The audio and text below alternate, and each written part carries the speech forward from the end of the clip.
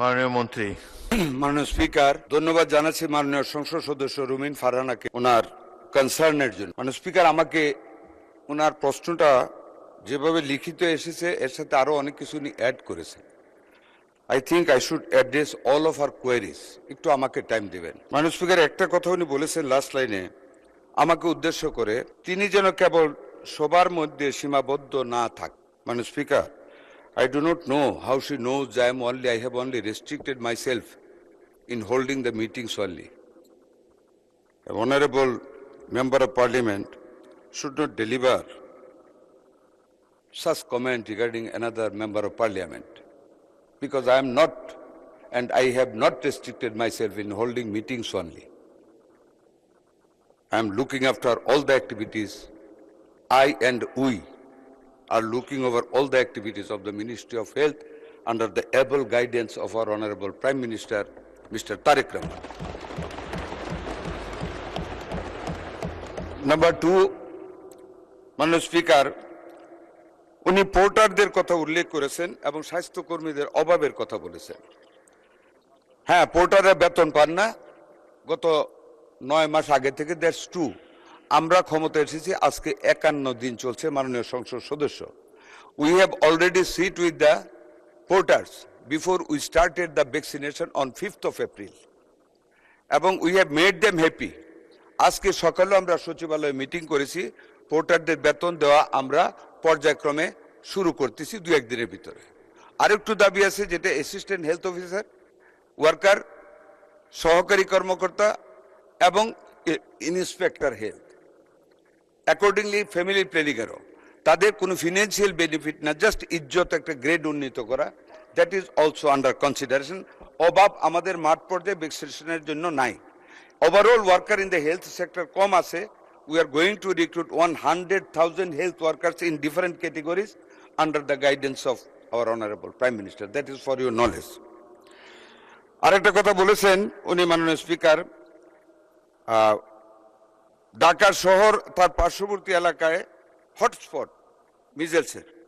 হ্যাঁ, গণবসতি এলাকায় আমি ওনার সাথে এগ্রি করি। It is also my hunch যে হতে পারে, বাট যার কথা উনি উল্লেখ করেছেন world health organization and UNICEF, মানে স্পিকার আমি ওনাদের তালিকাটা ওনার ধারণার জন্য বলতেছি, Dhaka is not included in that hotspot area. Out of the 18 districts, the Barguna, Barishal, Jhalokathi, Chandpur, Cox's Bazar, Munshiganj, Madaripur, ঢাকার নবাবগঞ্জ, অনলি নবাবগঞ্জ, শরীয়তপুর, গাজীপুর, যশোর, নেত্রকোনা, ময়মনসিংহ, পাবনা, রাজশাহী, নওগাঁ, চাঁপাইনবাবগঞ্জ, নাটোর, এইসব ডিস্ট্রিক্টের কোনো উপজেলায় 1টি উপজেলা, কোনো জেলার 2টি উপজেলা, এরকম ভাবে ওনারা হটস্পট লিস্ট করে দিয়েছেন to start the vaccine immediately and urgently, which we have started from the last 5th April. আর আমরা 12 তারিখ থেকে we are going to cover Dhaka city north, south, Mymensingh and Barishal city corporation. আমরা ডিক্লেয়ার করেছিলাম from 3rd May all over the country শুরু করার জন্য। আমরা এটাকে আরো এগিয়ে নিয়ে আসছি। Because we have been able to collect the necessary vaccines from UNICEF by this time, and so we are expediting the মানে vaccination programme all over the country from 20th of this month। আমরা 14 দিন এগিয়ে নিয়ে আসছি। From 3rd মে থেকে আমরা এটা আগামী 20 তারিখ থেকে ইনশাল্লাহ শুরু করব। এটা আপনাকে অবগত করলাম। মাননীয় স্পিকার, আমি সার্বিকভাবে ওনার বাকি কথাগুলোর আরেকটা কথা বলেছেন উনি, গবেষণায় দেখা গেছে হাম কেবল একটা ভাইরাস তো, এটি একটি ইমিউন এমনেশিয়া তৈরি করে, যাতে হামের পরে বাচ্চারা অন্য রোগে মারা যেতে পারে। মাননীয় সংসদ সদস্য, জাতিকে যদি আমরা খুব ভয় দেখিয়ে ফেলি তাহলে কিন্তু জাতি রোগাগ্রস্ত হয়ে যায়। রোগীর পাশে পজিটিভ কথা বলতে হবে।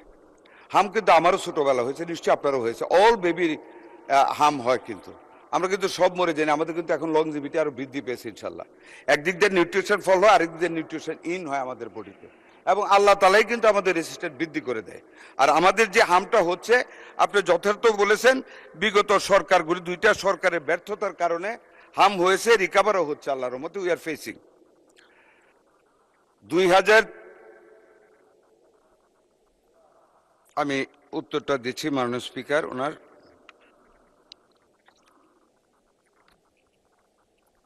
2030 সালের এসডিজি লক্ষ্যমাত্রা অর্জনে আমাদের অগ্রগতি কোভিড পরবর্তী সময়ে নিয়মিত টিকাদানে মারাত্মক পতন এবং হামজনিত ইমিউন অ্যামনেসিয়া এর শরীরবৃত্তীয় ঝুঁকি, এসব উদ্বেগ একেবারেই যথার্থ। তবে মাননীয় প্রধানমন্ত্রী জনাব তারেক রহমানের নেতৃত্বাধীন বর্তমান সরকার স্বাস্থ্য খাতকে অগ্রাধিকার দিয়ে বিষয়টিকে সর্বোচ্চ গুরুত্ব প্রদান করেছে।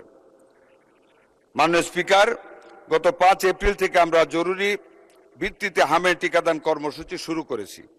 পূর্ববর্তী সরকার সময়ের ব্যর্থতার কারণে ভ্যাকসিন সরবরাহ ব্যবস্থায় ব্যাঘাত এবং অন্তর্বর্তী সরকারের সময় ক্রয় প্রক্রিয়ায় বিলম্ব এবং ব্যর্থতার কারণে সম্প্রতি ভ্যাকসিনের ঘাটতি তৈরি হয়েছিল, এটা সত্য। ভবিষ্যতে এমন পরিস্থিতি এড়াতে এবং পূর্ণ স্বচ্ছতা নিশ্চিত করতে বর্তমান সরকার জরুরি আর্থিক ব্যবস্থা গ্রহণ করেছে। কোভিডকালীন এডিবি এশিয়ান ডেভেলপমেন্ট ব্যাংক মহামারী তহবিলের অব্যবহৃত 604 কোটি টাকা আমরা হাম, রুবেলা সহ জরুরি ভ্যাকসিন ক্রয়ের জন্য এরই মধ্যে পুনর্বিন্যাস করেছি।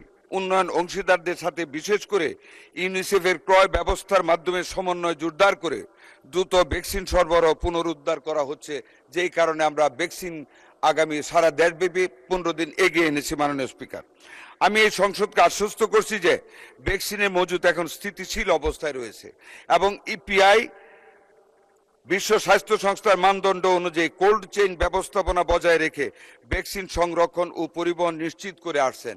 মাননীয় স্পিকার, একটু অ্যাড করি, আমরা সিঙ্গেল ডোজ বায়াল থেকে আমরা মাল্টি ডোজ বায়ালে এখন যাচ্ছি, যাতে করে সংরক্ষণ রেফ্রিজারেটরে আমাদের জন্য সহজ হয়।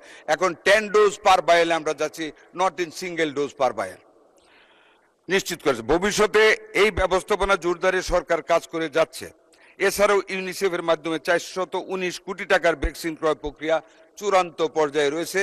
আমরা 200 কোটি টাকার অলরেডি নিয়েছি, আরো বাকি টাকার ডেলিভারি আমরা আবুধাবি থেকে, যেটা 209টা দেশে তারা ওখান থেকে দেয়, আমরা যাতে সবার আগে পাই এই জন্য আজকে আমরা একটা প্রতিনিধি গ্রুপ পাঠিয়েছি এবং আমরা আশা করি আমরা আগে পাবো। মাননীয় স্পিকার, মাঠ পর্যায়ে মূলত উচ্চ সংক্রমণ এলাকায় টিকাদানের জন্য সর্বশেষ বিতরণ করা হয়েছে 34 লক্ষ, মাননীয় সংসদ সদস্য জানতে চেয়েছিলেন, বিতরণ করা হয়েছে 34,83,000 ডোজ, এক বায়ালে 10 ডোজ।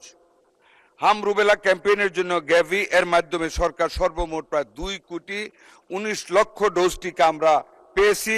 হাম সংক্রমণ নিয়ন্ত্রণের জন্য যথেষ্ট পরিমাণ টিকা আরো আমাদের আছে এবং চেইন রক্ষা করা হচ্ছে। টিকার কোনো ঘাটতি আমাদের ইনশাল্লাহ হবে না।